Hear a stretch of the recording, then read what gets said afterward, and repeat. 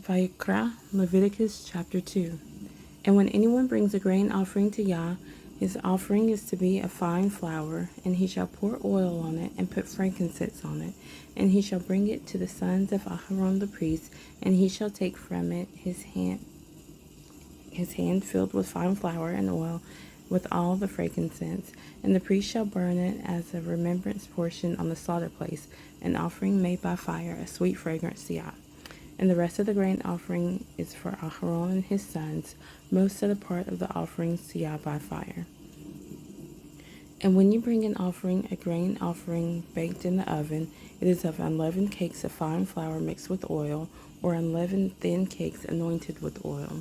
But if your offering is a grain offering on the griddle, it is a fine flour unleavened mixed with oil. Divide it into bits and pour oil on it. It is a grain offering. And if your offering is a grain offering in a stewing pot, it is made with fine flour with oil. And you shall bring to Yah the grain offering that is made of these, and shall present it to the priest, and he shall bring it to the slaughter place. And the priest shall take from the grain offering a remembrance portion, and burn it on the slaughter place, an offering made by fire, a sweet fragrance to Yah. And the rest of the grain offering is for Aharon and his sons, most of the part of the offerings to Yah made by fire. No grain offering which you bring to Yah is made with leaven, for you do not burn any leaven or any honey in an offering to Yah made by fire. Bring them to Yah as an offering of the first fruits, but they are not burned on the slaughter place for a sweet fragrance.